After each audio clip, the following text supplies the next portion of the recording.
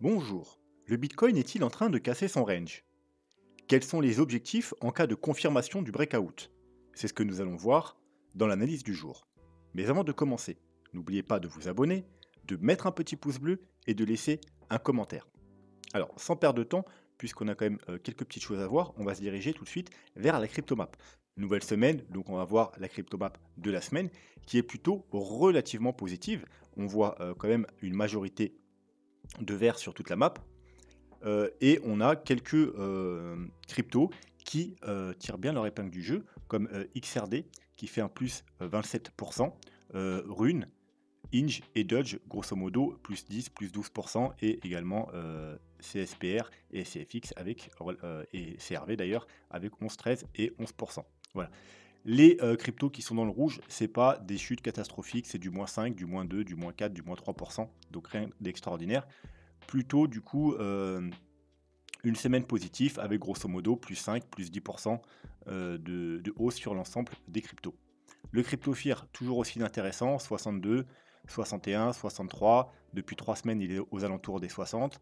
Donc déjà, il ne se passe rien premièrement. Deuxièmement, la zone des 50 à 70, c'est la zone qui ne nous intéresse pas du tout. Il n'y a pas d'achat et de vente à faire, du moins sur du moyen long terme. Donc, on ne va pas s'y attarder. Le dollar, toujours dans son petit rebond, qu'il a entamé sur le gros support long terme. Je vous rappelle, c'est un très gros support long terme qui a marqué les 2 derniers sommets ici. Donc, petit rebond entamé il y a 4 ou 5 jours. Et pour l'instant, il n'y a rien de plus à dire. Potentiel, on l'a vu, W weekly sur un gros support, bien entendu. Pour confirmer ce W, il faudra bien évidemment casser ce niveau-là. Et pour l'instant, on en est assez loin quand même. Donc pour l'instant, c'est juste un petit rebond court terme sur un gros support, donc rien d'inquiétant. Donc en hausse un petit peu depuis quelques jours. Le Bitcoin, lui, quant à lui, il est en hausse également, puisqu'il est fait un petit rebond. Donc il est plutôt haussier depuis quelques jours. Donc quand c'est comme ça, vous savez qu'il y a un menteur, parce que sur du court terme, ils peuvent aller dans le même sens. Par contre, sur du moyen long terme, ils sont toujours opposés. Donc quand le dollar il chute, le Bitcoin monte, et quand le Bitcoin monte, le dollar chute. Donc il y a un menteur. Le truc, c'est que là, on ne peut pas vraiment savoir lequel qui ment, parce qu'on va dire que c'est une bataille, ils sont à peu près à égalité. Tout simplement parce qu'on a le dollar sur du moyen terme qui est baissier. Donc on pourrait se dire, ok, c'est juste un rebond, puisqu'il est baissier. Mais il est sur un gros support. Le Bitcoin, quant à lui, sur du moyen terme, il est haussier. Mais il est sous grosse résistance. Donc vous voyez, ça fait du un peu un partout. Il y en a un qui est sous grosse résistance, l'autre sur gros support, mais un qui a une tendance, la tendance principale du coup, qui est baissière, alors que l'autre il a la tendance principale qui est haussière. Donc vraiment là, c'est un peu du 50-50, on ne peut pas savoir trop celui qui ment. Il faudra attendre un peu plus de confirmation. Le CME futur, donc le contrat où on peut voir le contrat futur où on peut voir les gaps puisque c'est fermé le week-end. Eh bien, on a un petit gap qui s'est qui s'est enclenché du coup ce week-end parce que la clôture a été faite vers les 28 100 $, alors que la réouverture s'est faite vers les 28 000, on va même mettre les plus précis, hop, 500 $ tour. Donc on a un petit gap, c'est pas un gap de rupture, donc techniquement il a 80% de chance d'être comblé dans la semaine ou les semaines à venir. On a bien entendu un autre gap aux 20 300 $, mais lui, étant donné que c'est un gap de rupture, il y a beaucoup moins de chances d'être comblé. Et vaut mieux pas qu'on le comble, ce serait plutôt bearish d'aller combler ce gap. On verra ça pourquoi plus tard dans la vidéo. Donc voilà, petit gap aux 28 100 $. Donc prudence, il se pourrait que dans les semaines à venir, on retourne sur ces niveaux pour combler le gap. Le Bitcoin. Hop, alors on va peut-être se mettre, on va zoomer un peu. Donc, on a le range compris grosso modo entre les 26 et les 28 600 $. Et là, je parle en clôture de bougie, parce que bien sûr, on a des petites mèches au-dessus, mais globalement, on n'a pas fait de clôture de bougie au-dessus. Donc, on est techniquement en train de casser le range, parce que, alors, bien entendu, il faudra clôturer la journée, la journée n'est pas finie, mais si on clôture au-dessus des 28 600 $, on a une cassure technique du range. Mais il faut quand même être prudent parce que en plus de ce range, on a également un petit canal ascendant. Vous voyez ici, pareil, qui prend en compte les clôtures de bougies. On ne prend pas en compte les mèches. Et on est également en train d'essayer de le casser. Malheureusement, vous voyez qu'on est très juste au-dessus. Il suffirait qu'on descende, on redescende de 2 ou 300 dollars avant la clôture, donc avant minuit. Et on pourrait une nouvelle fois clôturer sous ce niveau de résistance. Voilà, donc celui-là, je ne me fais pas de soucis. Il y a quand même, bon, quoique on n'est pas si loin non plus, on est à 700 dollars. Mais voilà, techniquement, il y a de fortes chances qu'on clôture la journée au-dessus de ce niveau-là. Mais par contre, celui-là, c'est pas encore fait, hein. Vous voyez, il suffit de chuter de 200 dollars et on sera encore dans le même cas qu'ici. Donc on aurait cassé le range, mais pas le petit canal haussier. Voilà, donc il vaut mieux quand même casser les deux pour valider la cassure haussière. Le total crypto, donc 2 qui prend en compte l'ensemble des altcoins, sans le Bitcoin bien entendu. Donc c'est l'ensemble des altcoins. Eh bien, on est toujours sous cette grosse résistance hein, qui se trouve au niveau des 618. Résistance, vous voyez, qui a fait résistance en septembre, ici, 2 semaines d'affilée, puis encore une fois au mois d'octobre. Ensuite, au mois de février, 2 semaines d'affilée. Et là, ça fait 1, 2, 3, 4, 5 semaines qu'on essaye de break ce niveau. Vous voyez, et que à partir de, on peut même là, depuis le mois de janvier, on essaye vraiment de reconquérir ce niveau. On n'est pas encore arrivé. On a également une petite trendline ici. Et on peut voir que ça forme un triangle ascendant. Donc techniquement, un triangle ascendant a plus de chances de casser vers le haut. Donc il y a à peu près 70% de chances de casser à la hausse. Après, tant que c'est pas cassé, eh bien, faut être prudent. Parce que c'est pas parce qu'on a 70% de chances de casser à la hausse qu'on va forcément casser à la hausse, hein. Il y a également quand même 30% de chances de casser vers le bas. Donc les objectifs de cette cassure peuvent être multiples. Déjà, vu que c'est un triangle ascendant, il suffit de prendre la base du triangle et la remettre à la hausse. Et là, on arrive à peu de choses près vers la prochaine grosse résistance, autour des 700. Donc la cassure de ce niveau, le premier objectif, ce sera bien entendu ce gros niveau de résistance. Et ensuite, on aura également cet objectif de, vous voyez, on a une sorte de épaule, tête-épaule, même si l'épaule droite c'est juste une mèche, ça compte quand même si c'est pas super joli, mais on a une épaule, tête-épaule, donc le deuxième objectif, ce serait tout simplement un objectif numéro 2, c'est tout simplement la hauteur de la tête reportée à la cassure, et ça nous emmènerait vers les 890, et vous voyez, vers tout simplement le prochain niveau de résistance. Donc premier objectif en cas de cassure sur les altcoins, ce sera ce niveau-là, et deuxième objectif aux alentours de ce gros niveau-là.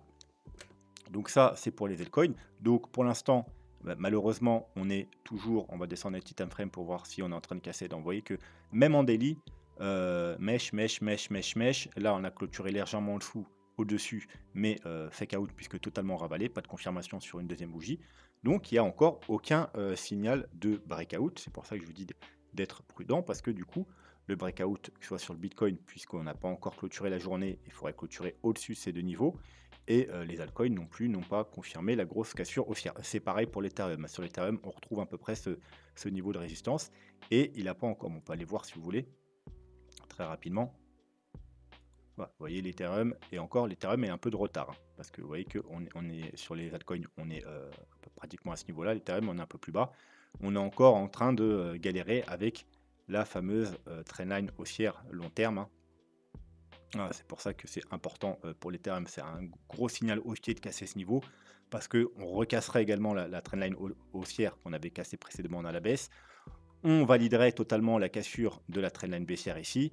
Également la petite trendline court terme en bleu ici qui marque les sommets et le gros niveau de résistance qui se trouve ici en jaune. Vous voyez, qui a marqué résistance, support, résistance à de nombreuses reprises.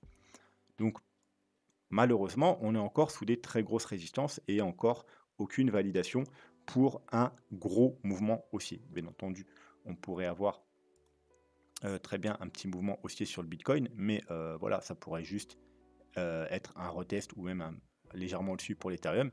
Mais tant qu'on casse pas ces gros niveaux sur les altcoins, eh bien, il ne faut pas s'attendre à un gros mouvement haussier. Le Bitcoin court terme,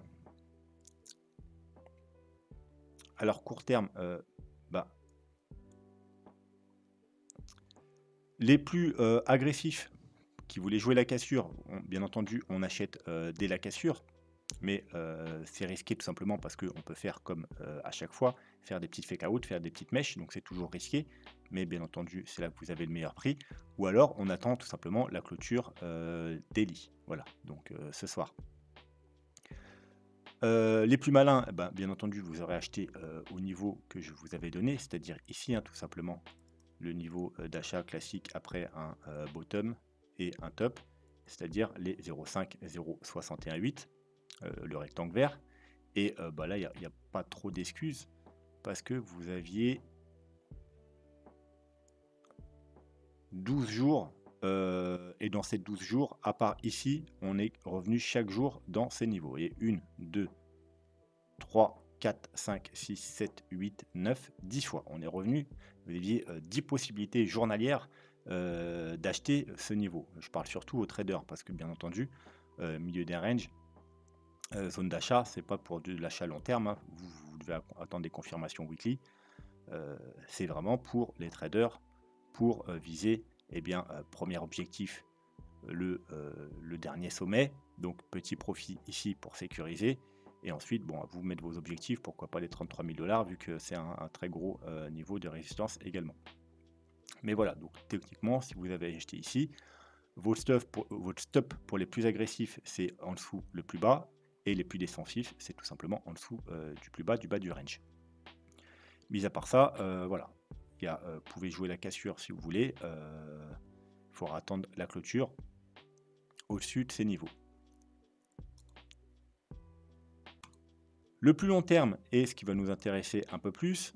Alors, on va aller voir 2-3 indicateurs parce que la majorité des indicateurs, ils vont pas bouger vu que tout simplement, comme vous pouvez le voir, eh bien ça fait depuis 3 semaines qu'on est sur les mêmes niveaux, donc forcément les indicateurs, ils n'ont pas énormément bougé. Donc on va avoir 2-3 indicateurs qui sont quand même un minimum intéressant. Donc on va commencer par, alors si je me souviens bien, lequel je voulais montrer, ah oui je me souviens, parce que sur celui-là par contre on a une confirmation, si je le trouve, ok.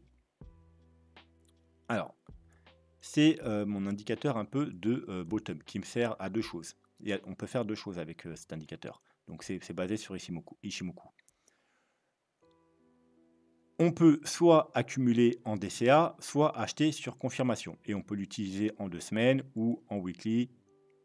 Voilà, weekly pour les plus agressifs, 2 semaines pour les plus défensifs.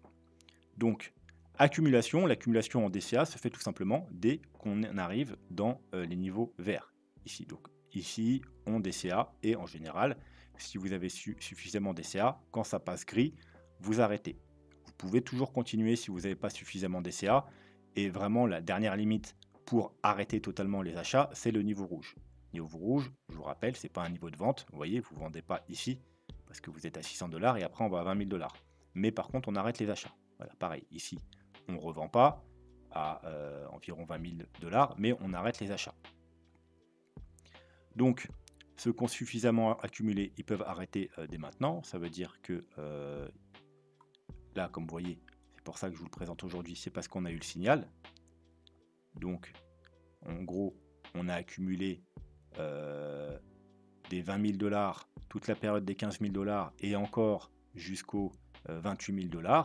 Et voilà, techniquement, vous avez assez accumulé et vous pouvez arrêter d'acheter et profiter, si tout se passe bien, de la prochaine tendance haussière avec un prix moyen très intéressant, probablement autour des 20-22 000 $. Maintenant, deuxième possibilité, ceux qui n'aiment pas le DCA et qui préfèrent acheter sur confirmation. Alors je vous le rappelle, acheter sur confirmation, ne vous fiez jamais à un seul indicateur, n'achetez jamais en une seule fois. Préférez les achats par palier, même si c'est pas beaucoup, que 3 ou 4 paliers. Et voilà, mixer plusieurs indicateurs et acheter sur les premières configurations 25% par exemple, ensuite 25, 25 et 25.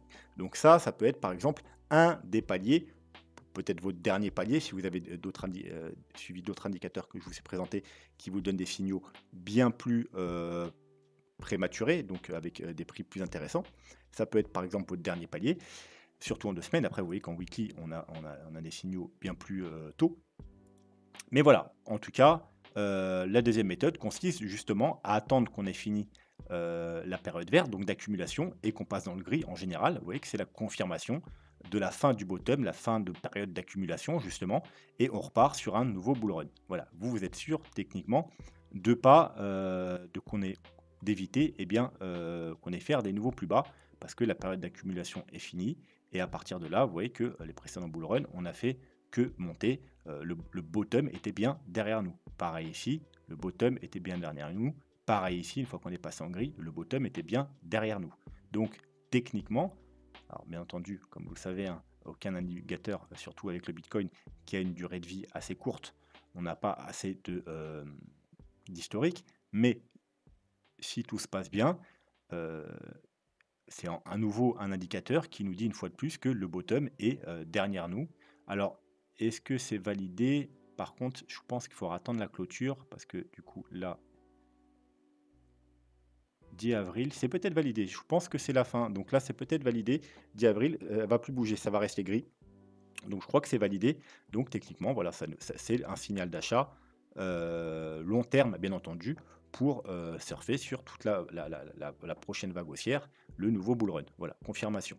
Les autres, au contraire, c'est le moment où il faut arrêter l'accumulation, si vous avez accumulé, bien entendu, depuis le mois de octobre-novembre, voire même pour ceux qui jouent en weekly, hein, je vous le rappelle, vous avez accumulé plus tôt, vous avez accumulé à partir de, grosso modo, dès qu'on est arrivé aux 28 000 $. Et toute cette période, une période beaucoup plus longue, mais bien effectivement, vous aurez peut-être du coup un prix moyen un petit peu moins intéressant. Parce que bien entendu, le 2 semaines, eh bien, vous avez commencé à accumuler quand, au lieu qu'on a cassé les 28 000 $, quand on a cassé les 20 000 $. Donc, période moins longue, hein, comme je vous avais dit. Donc, il faut faire moins de paliers, mais prix un peu plus intéressant. Donc ça, c'était le premier indicateur. Le deuxième, le super trend en weekly. Alors, rien de nouveau, toujours bullish, mais c'est juste pour rappeler le niveau très important parce que, comme vous le savez, là, on a corrigé pendant 4 ou 5 semaines. Alors, fini ou pas, ça dépendra si on valide le breakout, mais c'est une correction à l'horizontale et non pas une grosse correction. Ce qui veut dire que très probablement, dans les semaines à venir, même si on doit monter, on aura une correction un peu plus importante. Et une correction, non pas à l'horizontale, mais une correction vraiment de ce type-là, qui corrige en termes de prix. Donc, le niveau qu'il ne faut vraiment pas dépasser, c'est les 22 000 $. Pourquoi? Déjà, on a le super trend. Vous voyez, super trend, il est 21 500 $. Donc, si vous dézoomez, vous pouvez voir que techniquement, en bull run, le super trend doit rester vert tout du long. Et quand on repasse dans le rouge, eh bien malheureusement, il y a une chance que ce soit la fin du bull run. Donc, techniquement, on ne doit pas repasser rouge avant la fin du bull run. Donc, c'est pour ça qu'il ne faut pas clôturer. Et on parle bien de clôture, hein, parce que l'indicateur change de couleur uniquement sur les clôtures et pas sur les mèches. On peut faire des mèches en dessous. Ça n'a pas de conséquences. Est-ce qu'on en a? Vous voyez, par exemple, ici, on a une mèche en dessous. Il n'y a pas de conséquences. Ça ne change pas de couleur parce qu'on n'a pas eu la clôture. Donc, il faut éviter de clôturer sous les 21 500 $, puisque ce serait une première en tout cas. Mais voilà, ce serait plutôt négatif. Donc ça, c'est pour le super trend. Aux alentours des 22 000 $, ça nous dit qu'il faudrait éviter d'avoir une clôture weekly sous les 22 000 $. Ichimoku. Eh bien, Ichimoku, il nous raconte un peu la même chose. Vous voyez que le niveau le plus important, vous savez que c'est la Kijun, pour rester bullish en weekly. Et la Kijun se situe, encore une fois, aux 22 000 $. Et on est bien en weekly, donc c'est bien encore une clôture qu'il ne faut surtout pas clôturer sous les 22 000 $.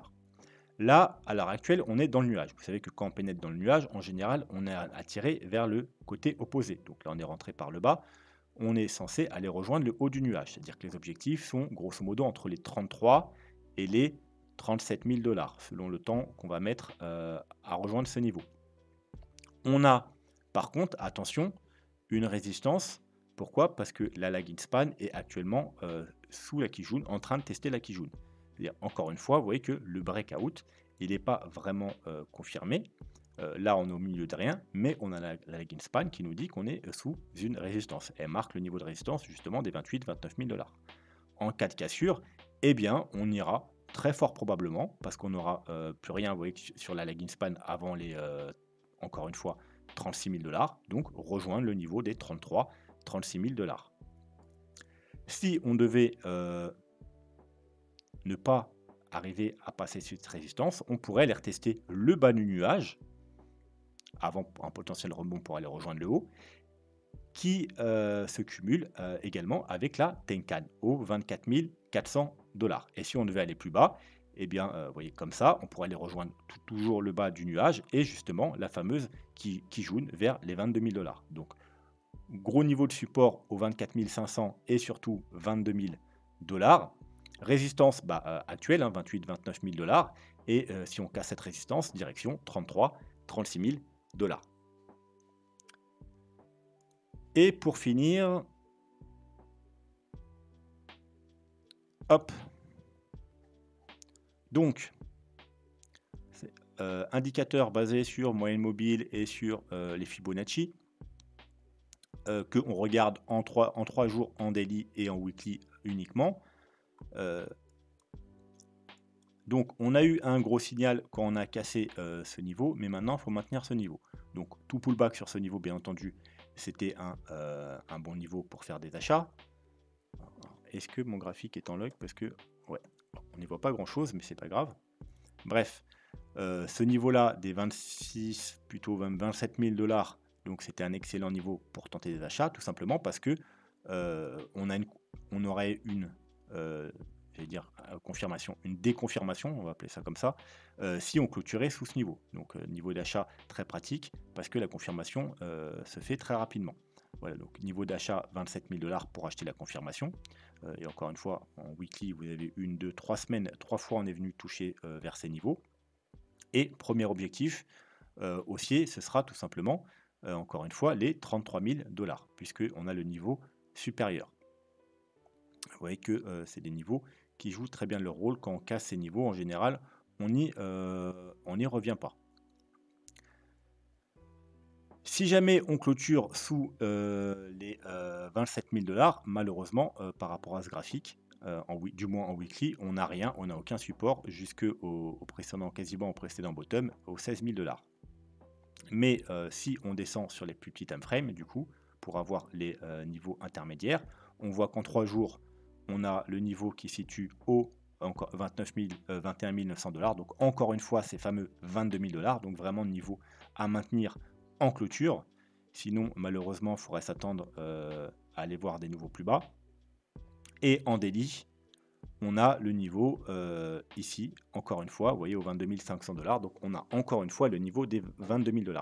Donc en cas de correction, que ce soit maintenant, dans les jours qui viennent, ou plus tard, après une hausse aux 33-36 000 $, le niveau qu'il faudra vraiment absolument maintenir, c'est les 22 000 $. Alors, si on devait corriger dans la zone actuelle, donc les 28-29 000 $, si ça devait être un petit fake out, le breakout qui est en train de se produire, il est fort possible d'aller rechercher ces niveaux. Par contre, si on arrive à casser et qu'on va rejoindre les 33-36 000 $, je pense pas qu'on aura une chute jusqu'aux 22 000 $ parce qu'on aura justement un gros niveau de support avant aux 28 000 $. Donc voilà, ceux qui aimeraient bien acheter du Bitcoin vers ces niveaux, vers les 22-23 000 $, faut pas qu'on break, faut pas que le breakout soit un vrai breakout là, faut pas qu'on rejoigne les 33-36 000 $ parce que vous aurez probablement, si c'est le cas, plus l'occasion de racheter du Bitcoin en dessous des 24 000 $. Donc en daily, prochain objectif, puisqu'on a cassé le niveau, vous savez que ce graphique aussi, vous pouvez, c'est pareil, vous pouvez vous en servir un peu comme les Shimoku Bottom, c'est-à-dire quand on est sous la ligne verte, on accumule, vous voyez, vous accumulez ici, vous accumulez ici, vous accumulez ici, ou encore vous accumulez ici, vous voyez, pareil que sur les Shimoku Bottom en weekly, c'est-à-dire grosso modo sous les 30 000 $. et jusqu'aux 19 000 $, donc toute cette période, voire même jusqu'au-dessus de la ligne jaune, donc les 25 000 $. Donc techniquement, vous avez arrêté l'accumulation. Ou pareil sur confirmation, et là, ça vous donne carrément des paliers. Premier palier, quand on recasse ce niveau-là, parce qu'en général, vous voyez, quand on était en dessous et qu'on recasse à la hausse, eh bien c'est confirmation d'achat, fin du bear market, confirmation du bottom, et puis on peut repartir à la hausse. Donc, premier palier ici aux 19 000 $, deuxième palier se trouvait aux 23 000 $. Voilà. Et si vous voulez faire un dernier palier, ça sera beaucoup plus haut, mais beaucoup moins intéressant. Donc, il vaut mieux cumuler ça avec d'autres indicateurs pour avoir des paliers alternatifs. Et c'est pareil un petit peu en 3 jours. Voilà, donc le premier niveau d'achat en 3 jours, c'était les 21 000 $. Et le deuxième, ce sera si on casse les 31 000 $. D'ailleurs, il n'y a pas grand-chose aux 31 000 $. Donc techniquement, on devrait le casser sans problème si on fait un breakout. Par contre, il faudra faire attention que ce ne soit pas juste un fake out, puisqu'on a les 33 000 $, gros niveau de résistance juste au-dessus. Bref, du coup, sur le court terme, eh bien, on a potentiellement un breakout en cours, mais pas encore vraiment confirmé. Il y a toujours possibilité d'un fake out, donc prudence si vous prenez des trades à la cassure. Comme je vous ai toujours dit, moi, je suis plutôt le genre de personne qui va acheter sur les supports pour viser un breakout. Parce que comme ça, si c'est un fake out, eh bien nous on est en sécurité parce qu'on a fait les achats là et pas ici. Voilà, moi c'est comme ça que je procède tout le temps. Comme sur les épaules tête-épaule, moi je préfère acheter l'épaule droite plutôt que d'acheter la cassure de la base parce que ça arrive souvent les fake out. Surtout quand énormément de gens regardent ces niveaux et le range, bon, vu qu'il dure maintenant depuis 3 semaines, il est quand même assez visible. Il y a énormément de monde qui attend la cassure, donc il y a toujours plus de chances d'avoir un fake out. Après, on en a déjà eu quelques-uns. Donc, est-ce que ça suffit à faire peur aux gens pour pas que justement qu'ils achètent la cassure en pensant que c'est encore un fake out? Eh bien, on verra ça dans les jours qui viennent. Quoi qu'il en soit, soyez prudents. Et si c'est des achats long terme, eh bien, attendez les confirmations au long terme et non pas, n'allez pas faire des achats long terme sur des confirmations 4 heures ou daily. Voilà, on va s'arrêter là, je pense, pour aujourd'hui. N'hésitez pas en commentaire à me donner vos altcoins pour que je les analyse. Comme chaque semaine, on en fera 3-4 dans la semaine. Et je choisirai les plus intéressants pour vous les présenter. Voilà, sur ce, moi je vous souhaite une bonne soirée et je vous dis à demain. Tchuss.